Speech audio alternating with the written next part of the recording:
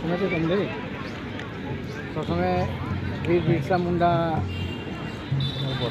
আৰু বঢ়াক ক্লাবে ফাইনেল পোৱাৰ কাৰণে সকলোকে মোৰ আন্তৰিক ধন্যবাদ জনাইছোঁ। আমাৰ এই খেলটো জীয়াই ৰখাৰ কাৰণে তাৰ সৰণীস্বৰূপ আমাৰ এই সংগঠনৰ সমাজৰ সকলোকে মই আন্তৰিক ধন্যবাদ দিছোঁ। নিজৰ কৰ্মৰ মাজতো অন্ততঃ খেল জগতখনে যে সমাজখন সংগঠিত কৰাৰ এটা অনুদান কৰিব পাৰি, সংগঠিত কৰিব পাৰি আৰু তাক যে এটা সন্মিলিতভাৱে কৰিব পাৰি, সেইটো এটা বহুত গৌৰৱৰ কথা। আৰু সেইকাৰণে আমি খেল ধেমালি পাতোঁ।